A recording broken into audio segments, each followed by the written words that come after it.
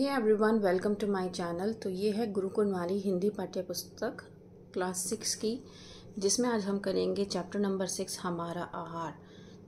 Science में ये chapter आपका कंपोनेंट्स ऑफ फूड के नाम से है। सारांश स्कूल से आने के बाद शाम को खेलने के लिए चला गया। तो सारांश एक बच्चा है जो स्कूल से आने के बाद खेलने के लिए चला गया। खेलकर जब वह घर लौटा तब कुछ देर विश्राम करके माँ से पूछा, विश्राम मतलब आराम करके माँ से पूछा, मेरी प्यारी माँ, आपने खाने में क्या क्या बनाया है? माँ ने खुशी खुशी सारांश के सिर पर हाथ फेरते हुए बोला, पौष्टिक दाल चावल। पौष्टिक का मतलब होता है न्यूट्रिशियस फूड जो होता है, क्योंकि दाल में क्या होता है, प्रोटीन होता है, चावल में कार्ब्स होते हैं, सब्जी अगर ग्रीन वेजीज खा रहे हो तो उसमें भी आपको प्रोटीन्स और न्यूट्रिएंट्स मिलेंगे, राइट। रोटियां तथा साथ में सलाद भी, और खीर भी तो बनी है। हाँ, सब्जी लौकी की है। आप भी क्या दाल चावल बना देती हैं? मुझे पसंद नहीं है, सारांश ने मुंह बनाकर कहा। अब देखो, दाल में जो चीज़ अच्छी होती है, जो न्यूट्रिशियस फूड होता है ना, वो बच्चों को पसंद नहीं होता है, ये फैक्ट है। अगर आप खुद सोचो, अपने ऊपर लेकर देखो, आपकी मम्मा अगर आपके सामने जंक फूड रख दें, वो आप प्रेफर करोगे खाना घर के खाने से, है ना। घर का खाना आपके सामने रखा है, जंक फूड आपके सामने रखा है, लेकिन आप घर का खाना नहीं खाओगे, आप क्या खाओगे? जंक फूड खाओगे। क्योंकि हमारे टेस्ट बर्ड्स, हमें अपनी टेस्ट बर्ड्स को इम्प्रूव करना होता है। हमें चाहिए होता है कि हम बाहर का खाना खाएं, लेकिन आपको मैं बता दूं, बाहर का खाना जो है वो डाइजेस्ट देर से होता है, जिसकी वजह से हमें बहुत सारे स्टमक के इश्यूज़ क्रिएट होने लगते हैं। और अगर आप रेगुलर बेसिस पे बाहर का खाना खाते हो तो आने वाले टाइम में आपको इसके साइड इफ़ेक्ट्स दिखने स्टार्ट हो जाएंगे, आपको हेल्थ प्रॉब्लम्स स्टार्ट हो जाते हैं। क्यों नहीं पसंद है दाल तुम्हें? इसमें तो प्रोटीन की भरपूर मात्रा मिलती है, जो शरीर के लिए अत्यंत लाभप्रद है, मतलब बहुत फायदेमंद है। मुझे घिसा पिटा भाषण नहीं सुनना माँ। मतलब घिसा पिटा भाषण, मैं भी अपने बच्चों को जब दाल खिलाती हूँ तो मैं उनको बताती हूँ, भाई देखो इसमें प्रोटीन है बहुत सारा, ताकि उनको ये भी पता रहे कि हम जो खा रहे हैं उसमें क्या न्यूट्रिएंट प्रेजेंट है, ठीक है।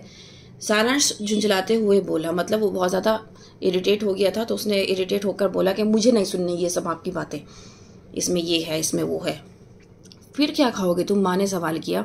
मुझे तो मक्खन लगा ब्रेड और साथ में 1 कप चाय चाहिए बस। अब मक्खन लगा ब्रेड, मक्खन अपने आप में एक फैट है।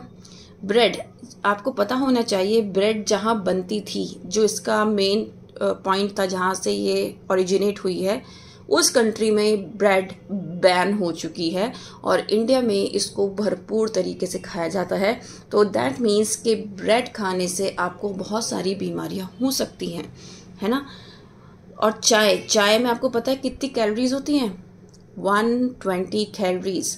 सो आप खुद सोचिए कि अगर आप मक्खन, ब्रेड और चाय ले रहे हैं तो आप कितनी कैलोरीज अपने अंदर डंप कर रहे हैं। उसके साथ साथ ब्रेड जो है एक अच्छी चीज नहीं है, जो कि आने वाले टाइम में आपको नुकसान देगी। तो माँ ने क्या कहा?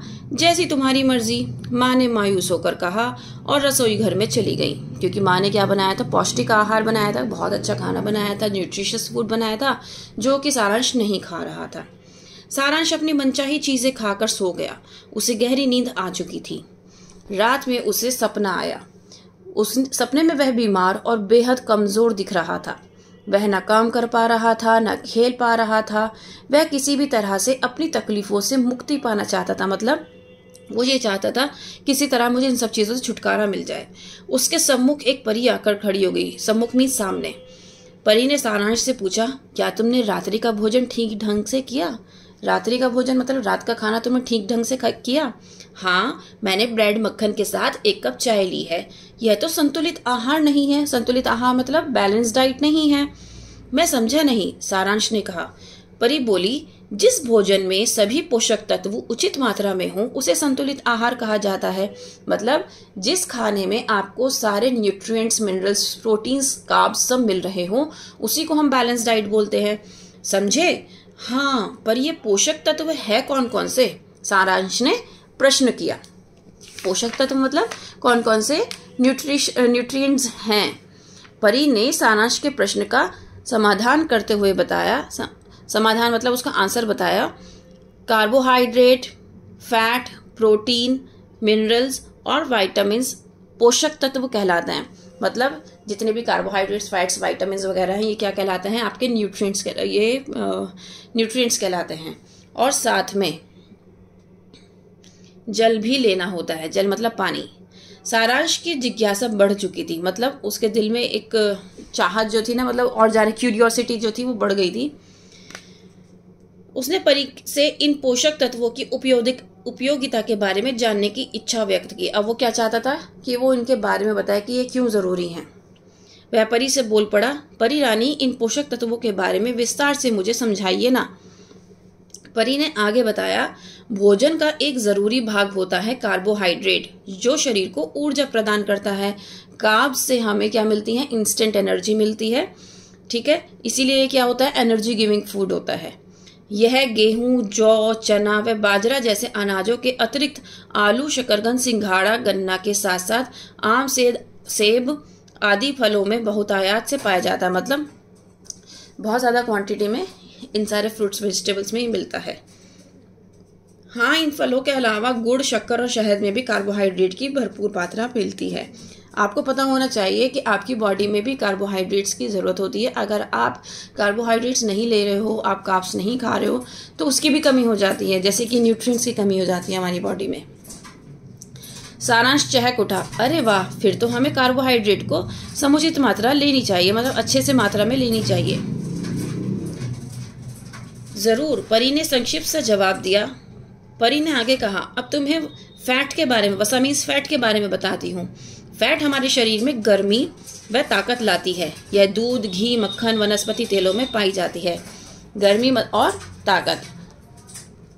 अच्छा, सारांश सोच में पड़ गया और उसे दूसरे पोषक तत्वों के बारे में जानने की इच्छा हुई।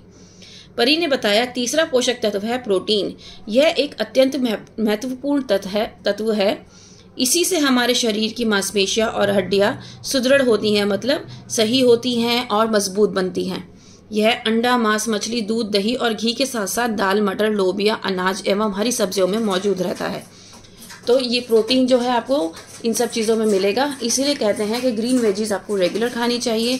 ग्रीन वेजीज के साथ साथ आपको दालें रेगुलर खानी चाहिए। अगर आपकी बॉडी में प्रोटीन की कमी ज़्यादा हो जाती है तो डॉक्टर का कहना होता है कि आपकी जो हड्डियां हैं वो बहुत ज़्यादा वीक हो जाती हैं। मतलब अगर आप थोड़ा सा छींकोगे भी ना तो भी क्या होगा, आपकी हड्डियों पर जोर पड़ता है और उनके टूटने का, क्रैक आने का खतरा बन जाता है।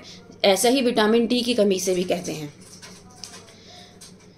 जो बच्चे प्रोटीन का सेवन नहीं करते हैं उनका शारीरिक विकास रुक जाता है, उनकी ग्रोथ रुक जाती है। अच्छा, अब समझा। आज माँ ने मेरे लिए दाल और हरी सब्जी इसीलिए बनाई थी, किंतु मैंने वो खाई नहीं। सारांश ने सफाई दी। परी ने आगे बताना शुरू किया, खनिज भी एक आवश्यक पोषक तत्व है। मतलब जो मिनरल्स होते हैं, जो लोहा, कैल्शियम, सोडियम, फॉस्फोरस तथा आयोडीन के रूप में खाने पीने की चीज़ों में पाया जाता है। तो आपको पता होगा कि अगर आपकी बॉडी में आयोडीन की कमी हो जाती है तो गॉइटर एक बीमारी है जो हो जाती है। कैल्शियम की कमी हो गई तो आपके दांत और आपकी बोन्स पे इफेक्ट पड़ता है, राइट। तो क्या है, ये सब चीज़ें आपके खाने से मिलती हैं। ठीक है, लोहा हमारे रक्त में हीमोग्लोबिन बनाता है। आपने देखा होगा आयरन से हीमोग्लोबिन बनता है। कैल्शियम दांतों और हड्डियों के लिए जरूरी है। सोडियम शरीर के कोशिकाओं तथा ऊतकों की मरम्मत करता है। मतलब जो हमारे सेल्स होते हैं, सोडियम उनकी सेल्स और नर्व्स की क्या करता है, रिपेयरमेंट करता है।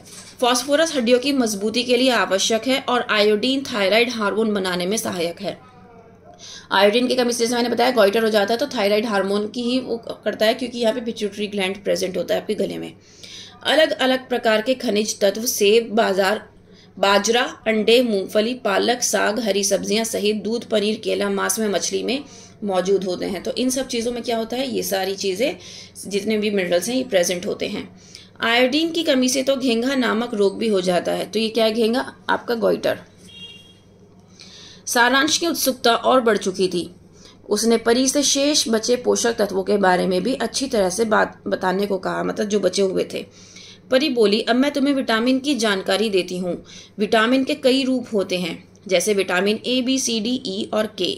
विटामिन ए शरीर का विकास करता है और हमारी आंखों के लिए भी बहुत अच्छा होता है। ये रोशनी को बढ़ाता है। दूध, मक्खन, पनीर, हरी सब्जियां, गोभी, टमाटर, गाजर, मूली, सेब, संतरे आदि में, अंडे आदि में विटामिन ए के स्रोत हैं। मतलब विटामिन ए पाया जाता है।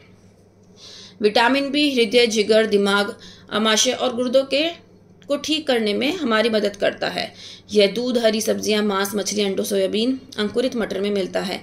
तो बेसिकली आपको पता है कि जब आपकी बॉडी में कोई भी चीज़ की कमी होती है विटामिन से रिलेटेड, तो बी कॉम्प्लेक्स एक कैप्सूल आता है, विटामिन बी कॉम्प्लेक्स। तो विटामिन बी के जितने भी टाइप्स होते हैं ना, विटामिन B12, विटामिन B6, तो वो सारे उसको कंप्लीट कर देता है। क्योंकि विटामिन B12, B6 इन सब की कमी से क्या होता है, हमारी बॉडी में रैशेज होने स्टार्ट हो जाते हैं, ठीक है, और बहुत सारी चीज़ें हो जाती हैं। हमारा डाइजेशन में भी थोड़ी सी प्रॉब्लम आ जाती है, हमारे मुंह में छाले हो जाते हैं। तो ये सारे विटामिन बी की कमी की वजह से होते हैं। तो डॉक्टर उस टाइम पे आपको रिकमेंड करता है विटामिन बी कॉम्प्लेक्स। ठीक है। विटामिन सी दांतों तथा हड्डियों को मजबूत बनाता है। तो विटामिन सी आपके सारे जितने भी सिट्रस फ्रूट्स होते हैं ना, उसमें मिलता है। यह खट्टे रसदार फलों जैसे संतरा, नींबू, टमाटर, आंवला, मौसमी आदि में पाया जाता है। विटामिन डी की त्वचा के रोगों को दूर रखता है।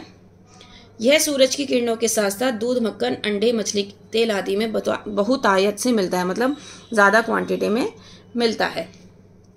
तभी तो माँ मुझे कहा करती हैं कि सुबह स्नान करके थोड़ी देर धूप में बैठा करो। सारांश बोला। हाँ, ठीक कहती हैं तुम्हारी माँ। सुनो, विटामिन ई शरीर के रक्त को गाढ़ा करता है। विटामिन ई से क्या होता है, आपका जो ब्लड है वो थिक होना स्टार्ट हो जाता है। यह पालक, गोभी, गेहूं, जई, सोयाबीन के तेल, दूध, अंडे आदि में मौजूद रहता है। और विटामिन के का निर्माण तो तुम्हारे शरीर में स्वयं होता रहता है। अब सारांश उठकर बैठ गया और परी की जानकारी को बड़े ही ध्यान से सुनने लगा। परी ने कहा, जल के गुण तो जग जाहिर है। मतलब सबको पता है कि पानी कितना फायदेमंद होता है। पानी पीने से आपको कॉन्स्टिपेशन नहीं होता है, जितनी भी प्रॉब्लम्स होती हैं आपको स्टमक से रिलेटेड वो सब खत्म होनी स्टार्ट हो जाती हैं। सबसे बड़ी बात, अगर आपकी आप पानी रेगुलर बेसिस पे पीते हो तो आपकी स्किन जो है वो बहुत अच्छी हो जाती है।